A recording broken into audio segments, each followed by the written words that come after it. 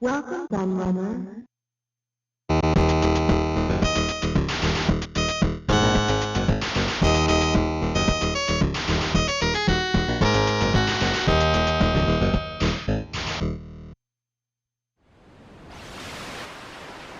First released in 1989, just a few months after the Nintendo Game Boy, the Atari Lynx wasn't just the world's first colour handheld, but also the first system to boast ambidextrous play, the first to feature hardware scaling, the first to have a blitter chip, and the first 16-bit handheld too. The advanced features didn't end there either, and it wowed gamers everywhere.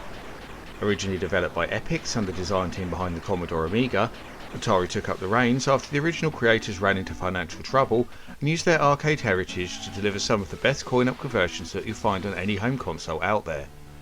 But the Lynx was also home to a stack of great exclusives too, that really emphasised the quality of the Lynx's relatively small library. This video features 10 such examples, but I couldn't help but mention some of the other games I had to leave out. Titles like Malibu Bikini Volleyball, Gauntlet the Third Encounter, Fat Bobby, Bill and Ted's Excellent Adventure, Robo Squash, Bubble Trouble, Batman Returns, and of course Blue Lightning, which is totally different to the Jaguar CD game of the same name. So grab a set of 6 AA batteries, stick on some headphones, and get ready for a large portion of portable power. Hey, Mr. Block, can I go to the bathroom? 2 minutes.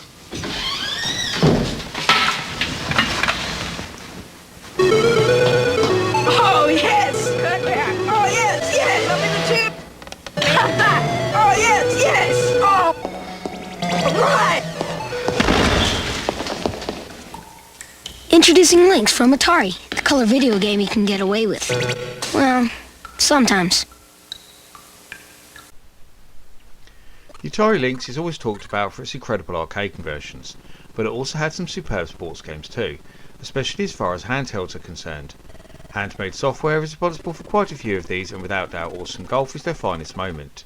This game card features 3 different 18-hole golf courses in Japan, England and America, all with their own unique styles and a full selection of clubs. For example, Japan has small courses with lots of water, and America has huge greens. You can play the game on your own, or with up to 3 friends via Comlinks, and choose your individual handicap too. My favourite feature however is your caddy, a cheeky little gopher that not only helps you choose clubs if needed, but also talks to you too. The speech is really excellent and there is a comment for almost every situation. Handmade software really seemed to know just how to get the best out of the Lynx sound chip, as there is also an utterly sublime piece of music on the title screen too. The graphics also work brilliantly in this game, as it uses an overhead view for lining up your strokes and a behind the golfer view for taking them. Full use of the scaling chip is made here as you see the ball rise and dip as you zoom in and out of each course. I've always been a sucker for golf games, but this is undoubtedly one of my favourites.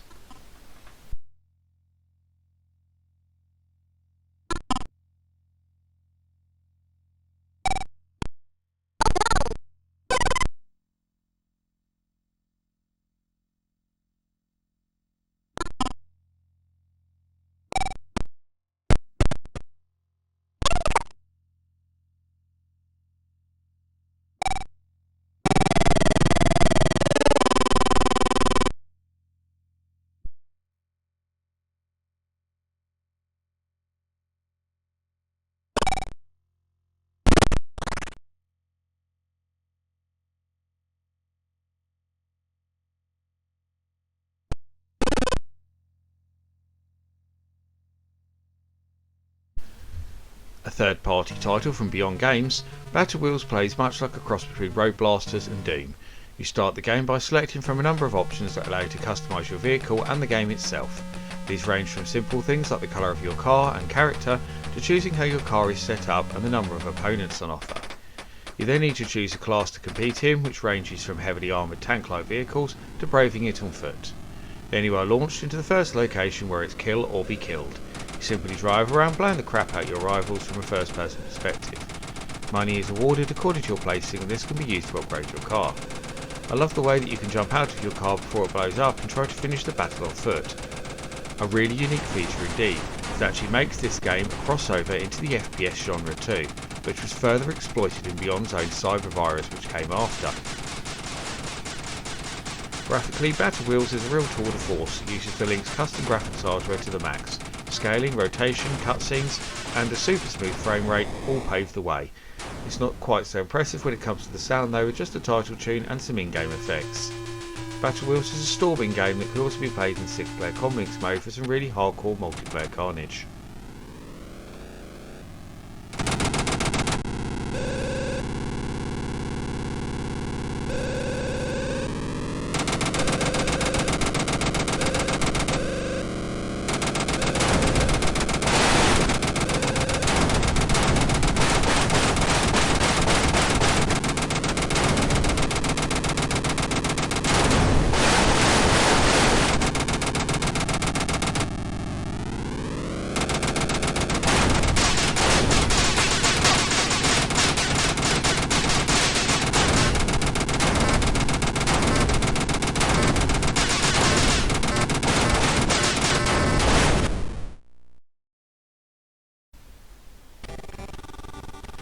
The launch of the Atari Jaguar also saw the introduction of the 2000 series of games, updates of Atari's arcade classics from before the split. The Lynx was actually supposed to get several games of its own in this series, including Star Raiders, Breakout and Space War, but this was sadly the only individual title released. Lynx Battlezone retains all the things that made the original coin-op so great, with the radar, UFOs and trademark 3D vector graphics. It adds a selection of tanks, new enemies, new war zones and new weapons into the mix too. Now the tanks are equipped with shields, missiles and all have their own attributes. The real star of the show, however, is actually a hidden mode that can only be accessed via a special cheat code. This gains you entry to a new version of the game that really does deserve the 2000 moniker. In this part of the game card, everything has been upgraded even further, and most impressive of all, the vector graphics have been replaced with fully shaded polygons. Very impressive indeed for a 1989 handheld console. It's a complete mystery why Atari chose to take this feature out of the game though, as it was the part they lauded the most in the early previews. Another superb feature of this title is the Comlinks mode, that supports up to 4 players for some serious heavy metal carnage. If you love the original Battlezone, then you're going to adore this sequel too.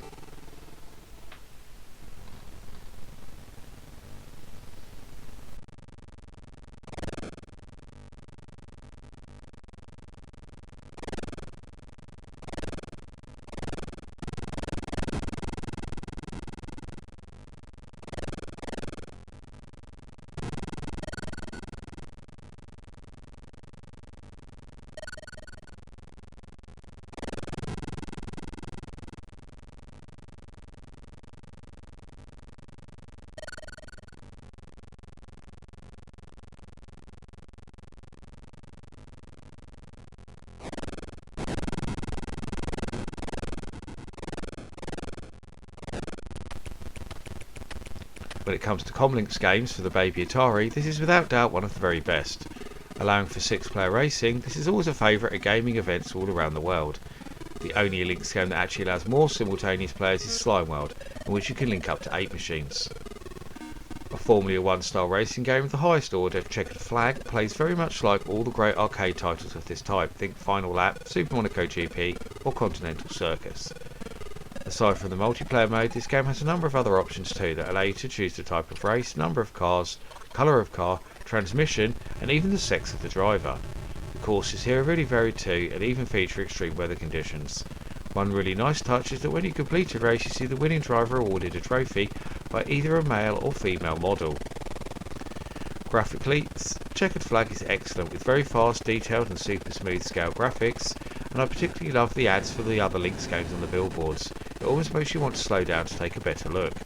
As far as audio goes, it has some of the best speech you'll hear in an early 90s video game, great sound effects and a nice piece of title screen music. This is a brilliant game in every way and racing fans will really lap it up.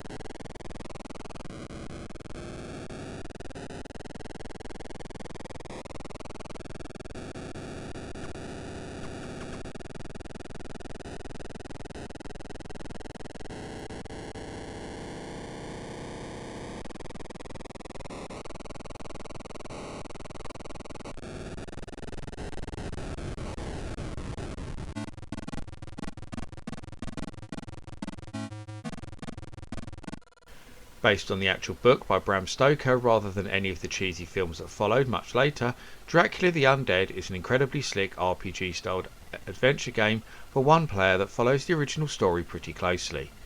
The game starts off with a great digitised image of the legendary Christopher Lee, no doubt used without his permission, and then it goes into an image of Bram Stoker himself reading you a story. Once into the game, you take control of Jonathan Harker from a third-person perspective. You can move him around with a joypad and perform actions by using a word-based interface at the bottom of the screen, somewhat like a LucasArts point-and-click adventure. This works very well once you get the hang of it, and while it can be a bit time-consuming, it will soon become second nature. Dracula is an absolutely vast game that was originally intended to be twice as big as this, with a battery backup feature to save your game. That complete version is actually in the hands of a collector, and we're still hoping that it gets the release that it truly deserved in the near future. Dracula looks utterly gorgeous with its dark brooding graphics and attention to detail. It also sounds great with some equally moody music to help set the tone. Once again, Handmade Software really pulled out the stops as far as the Lynx goes, and gave us the best game of its type on the handheld.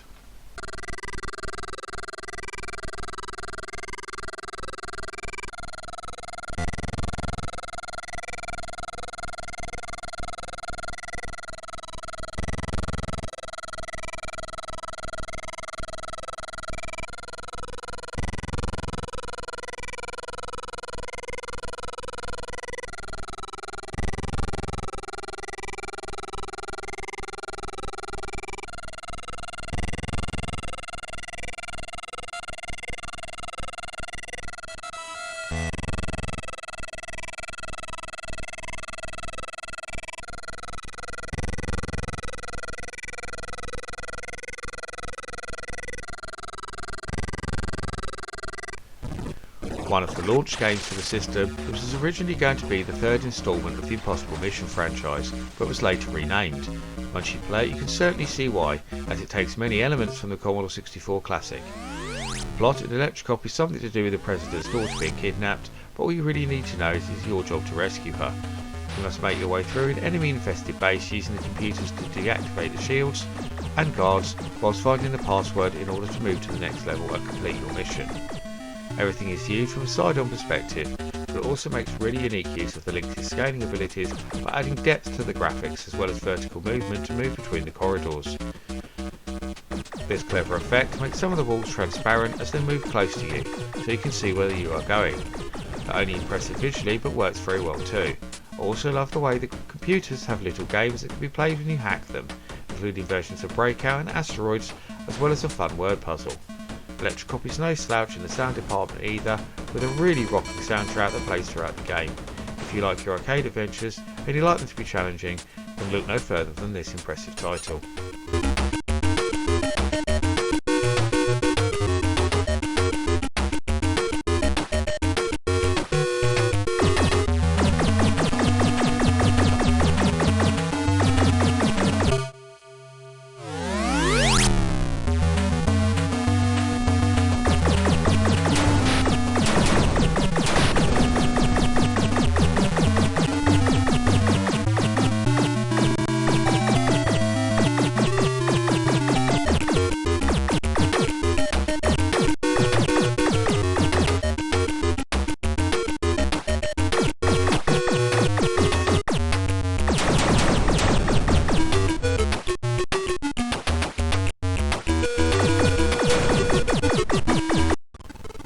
Another launch title, this was one of the first games to really show off the power of the Atari Lynx, and was used a lot in the original press images. Gates of Centicon is a graphical tour de force with over 50 levels of horizontally scrolling shoot-'em-up action, and a bunch of great secrets to discover. The Gates part of the title refers to the portals you can enter at the end of each level. Some levels even have multiple gates, which allow you to play the game in a very non-linear way. Each of these levels also has a handy password, so you can go back to it and try different gates or just take things up where you left off. As impressive as Gates of Centicon looks and sounds, you can't help but feel the gameplay is slightly lacking in some areas. Whilst there are loads of great looking enemies, the attack patterns never seem to vary that much, and the endless swarms of enemies never show much intelligence either. The power-ups in this game are also very lacking sadly, with a rather poor selection of weapons that don't do a great deal to help. However, I did really like the way you lose different parts of your ship as you are hit, so you're only left with the exhaust flame of your battered ship to destroy the bad guys. At the end of the day, Gates of Centicon is definitely worth picking up as the only real game of its type on the Lynx, but please don't go expecting the likes of Darius or R-Type here. It's very much a case of style over substance in many regards.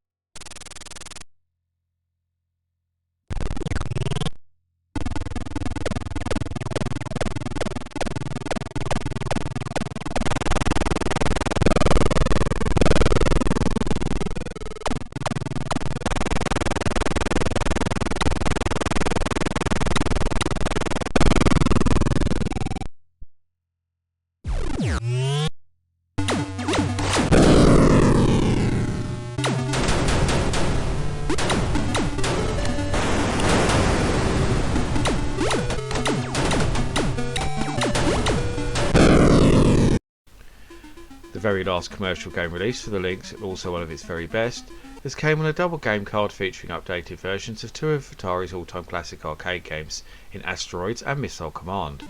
Right here we're looking at the latter game of the two, Super Missile Command, and it's quite a big update on the classic, in fact a far bigger update than Super Asteroids is, and a perfect evolution of the tried and tested concept. The basic gameplay is exactly the same as the original arcade game. You must protect the cities and shoot the missiles out of the sky with your 3 bases. However, this update changes the gameplay slightly. In the arcade version, you had a fire button for each base, whilst on the Lynx it simply selects the base nearest to your crosshair. Also, the bonus UFOs from the original game are now more advanced and actually try to attack you. The biggest addition to this iteration is the special weapons. You can now earn money instead of score, and this can be spent in the shops you get at the end of each stage. These mega weapons range from smart bombs and cluster bombs to homing missiles and speed shots. Some of these are immense, and it's incredibly fun watching the destruction they cause. Super Asteroids is good, but Super Missile Command is a fantastic update of, in my opinion, one of the greatest games ever made, and a true Atari Lynx essential.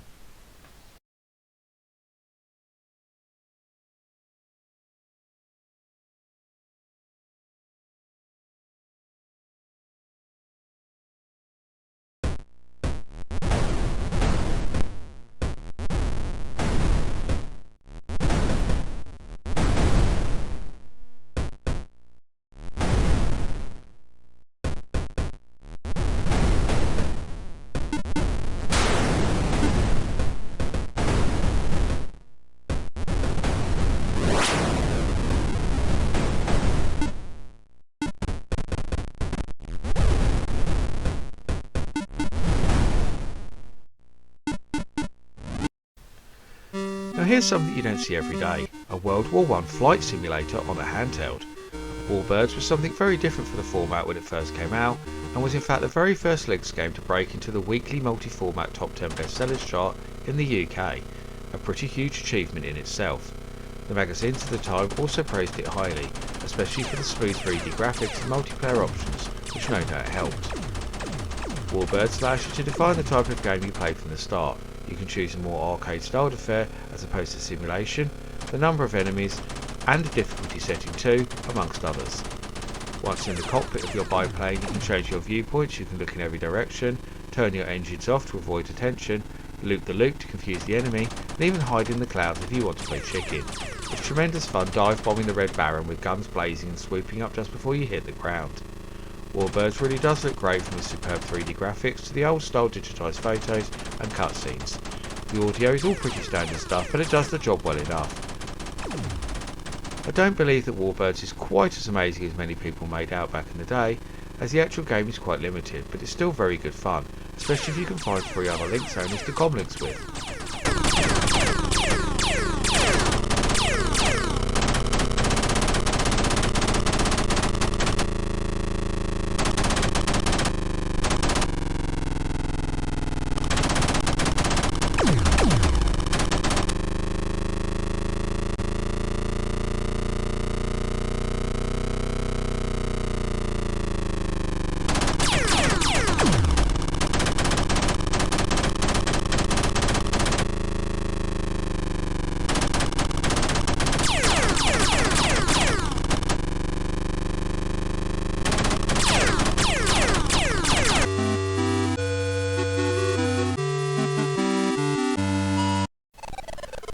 One of the earliest games released to the handheld by creators Epix and programmer Chuck Chips Challenge Somerville, Xylon Mercenary is also the Lynx's first vertically scrolling shoot 'em up and still its best.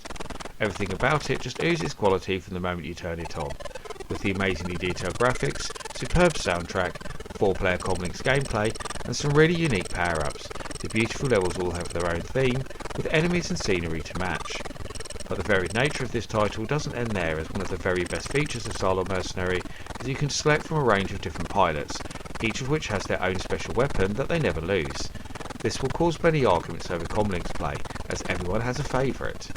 Another awesome feature is that your points equal money that can be spent in the end of level shops.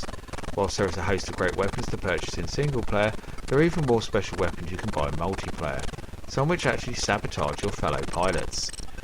This adds yet another layer to an already varied game and makes it one of my favourite Comlinks equipped cards out there. Xylon Mercenary is not just one of the best games out there for the Atari Lynx, in my opinion it's also one of the finest shoot 'em ups of its era, especially from a Western developer.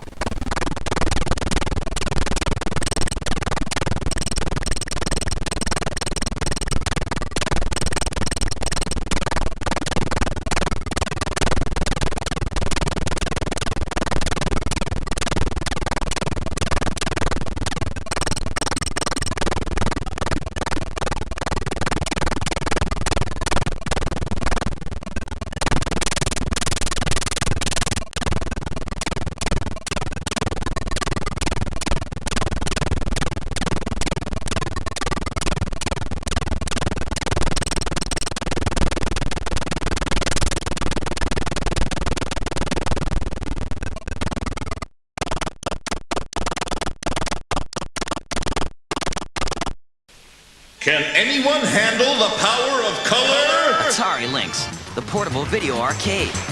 Lynx, so packed with action, racked with attraction, stacked with more games for total satisfaction.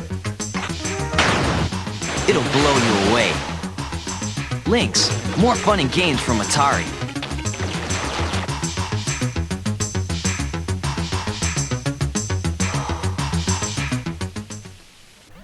And that rounds up my look at 10 amazing Atari Lynx exclusives. How many of these great titles have you played, and which ones do you recommend for all the budding Lynx collectors out there? I love to hear the views from my audience, so please get typing in that comment section and let me know your thoughts. But before I go, I must thank all of my loyal patrons for continuing to support my channel and make videos like this possible, giving special thanks to the following patrons in particular for their much appreciated pledges: Mitchell Valentino, James Taylor, Neptune, Chaotic, Seth Robinson, Carl Olsen, Dos Gamerman, Tiago Piero dos Santos Silva and Electron Star Collapse.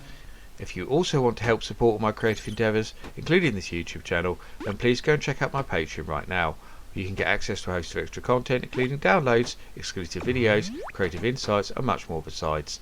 I've been the Laird, I thank you for watching, and I'll see you all again for another video very soon.